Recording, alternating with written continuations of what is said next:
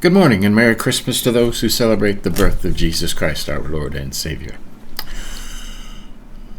It's time for Proverbs 25. Now this one, let's jump over there,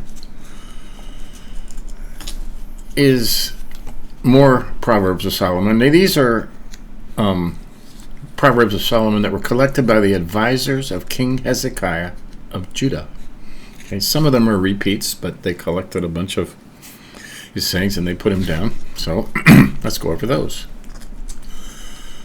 And it says, verse 1, it says, these are more Proverbs of Solomon collected by the advisors of King Hezekiah of Judah. 2, it is God's privilege to conceal things and the king's privilege to discover them. Strange, huh? Now, I think, let's, I had forgotten that we were in the New King James Version this month, and we were paralleling it with the New Living Translation. Okay. So, let's stay with our right versions here. But we have the New Living, so we can do both. Okay. Let's see another. In New King James, it says, these also are Proverbs of Solomon, which the men of Hezekiah, king of Judah, copied. That's basically what I said. Okay. Verse 2, it is the glory of God to conceal a matter, but the glory of kings is to search out a matter. Okay. I'm not a king, so I don't really understand that, but it's their right. Verse 3, as the heavens for height and the earth for depth, so the heart of the king is unsearchable. Kings is unsearchable. Take away the dross from silver, and it will go to the silversmith for jewelry. Take away the wicked from before the king, and his throne will be established in righteousness. Right? Yeah, we need to get rid of some wicked people in our own government, huh? That's another talk altogether. What kind of talk gets you in trouble on the internet? Verse 6, do not exalt yourself in the presence of the king, and do not stand in the place of the great. For it is better that he say to you, come up here, than that you should be put in a lower place in the presence of the prince, whom your eyes have seen. Right. And the New Living Translation puts it a little better, it usually does. It's better to wait for an invitation to the head table than to be sent away in public disgrace. Right. Humble, always be humble. Solomon drove that over and over again. Be humble, stand in the back, be quiet, and let them call you forward. If they call you forward, you get honored. If they don't call you forward, you don't get humiliated for assuming that you belonged up there in the first place. Good advice. Okay. Verse 8. Don't go hastily to court. For what will you do in the end when your neighbor has put you to shame? Right. A lot of people do. I'm going to sue you for nothing. And they do, and they get humiliated, you know.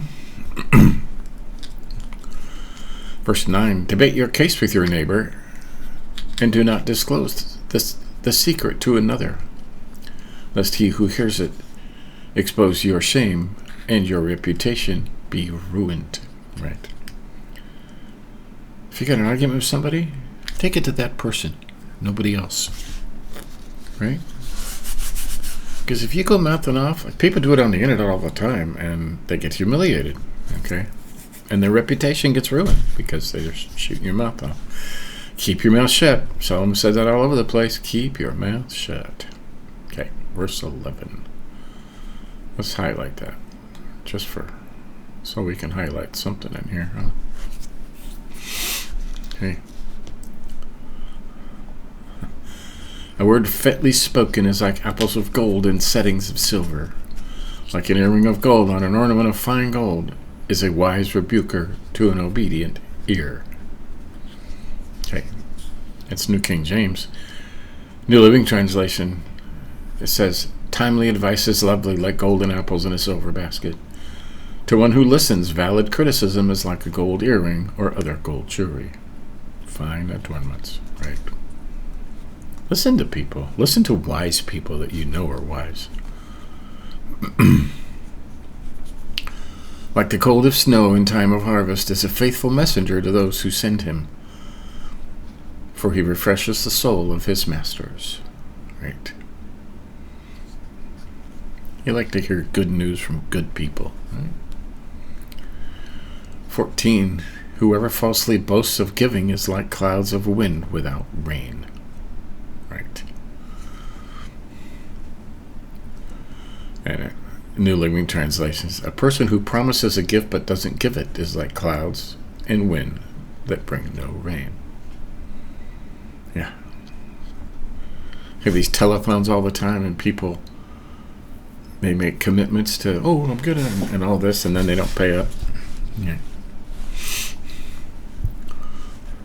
15. By long forbearance a ruler is persuaded, and a gentle tongue breaks a boon. Okay, know that. And New Living Translation says, patience can persuade a prince, and a soft speech can break bones. Interesting. Long forbearance, that's patience. Okay. Have you found honey? Eat only as much as you need, lest you be filled with it and vomit. Right. Tell your kids that. Too much candy will give you a bellyache. 17. Seldom set foot in your neighbor's house, lest he become weary of you and hate you. Yes, do not wear out your welcome. And it says it right there. That's what it says in the New Living Translation. Don't visit your neighbors too often, or you will wear out your welcome. Okay?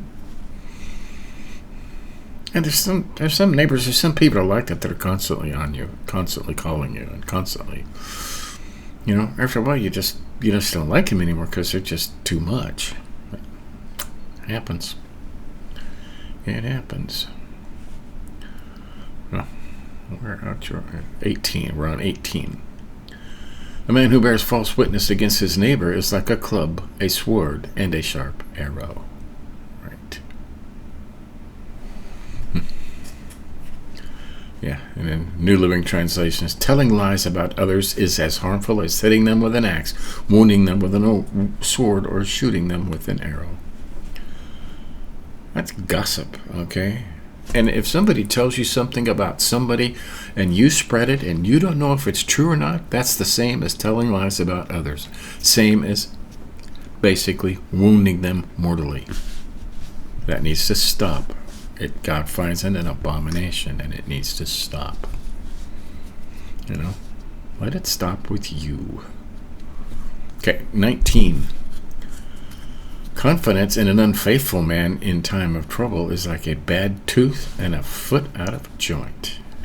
Got that? That's putting confidence in an unreliable person in times of trouble. You find out who your real friends are that way. Verse 20. Like one who takes away a garment in cold weather, and like vinegar on soda is one who sings songs to a heavy heart. That's strange. Singing cheerful songs to a person with a heavy heart is like taking someone's coat in cold weather or pouring vinegar on a wound. Wow. So, somebody has a heavy heart, they're sad, you don't want to, happy, cheerful songs.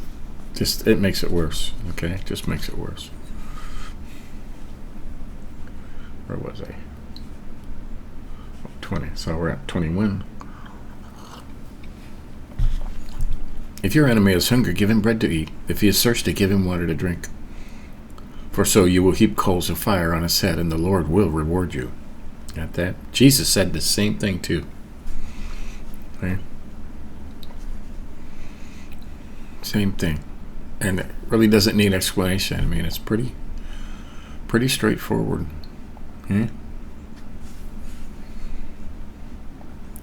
Because if they're starving and they take your food and eat it, you're heaping shame on them. So,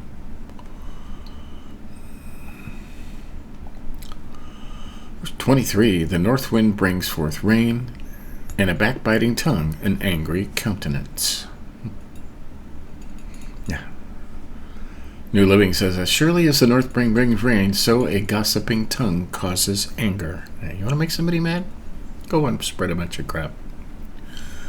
You know? Like always, keep your mouth shut.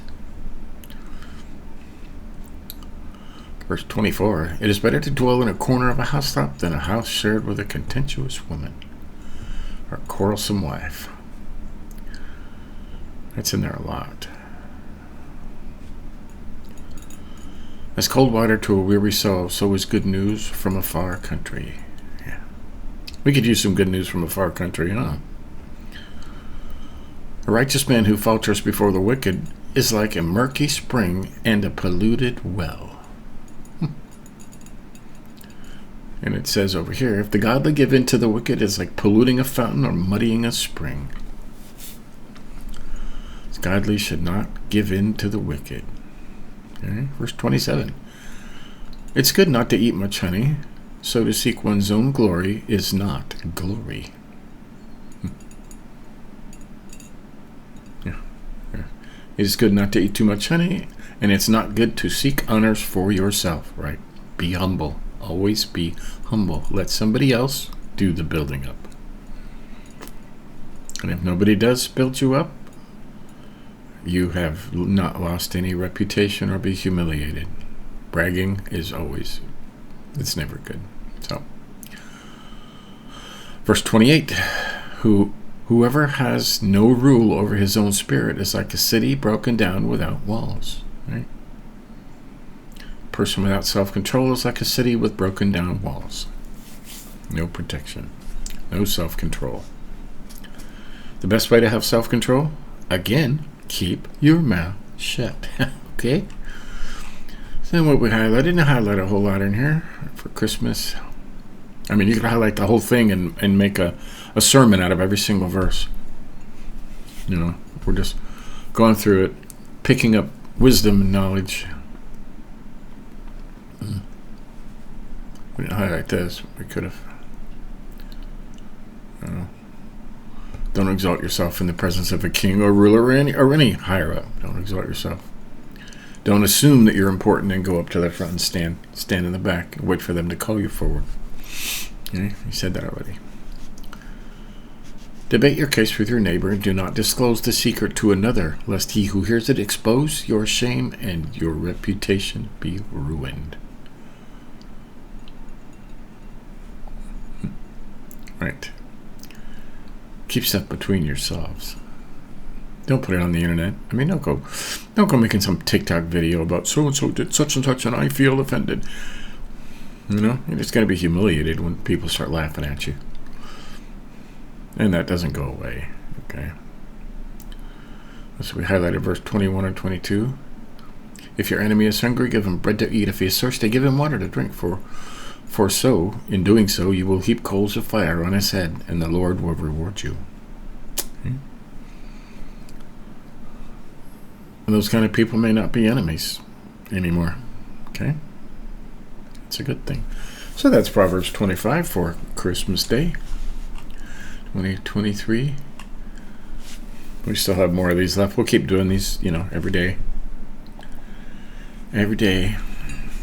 And I don't think I'll end this anytime soon. When I finish this, I'll pick another version. There's dozens of versions of translations, and you can glean some knowledge and wisdom out of all of them. So, but until next time, have a great Christmas. Spend time with family, hug somebody. Keep your mouth shut when you need to. Okay? See you next time.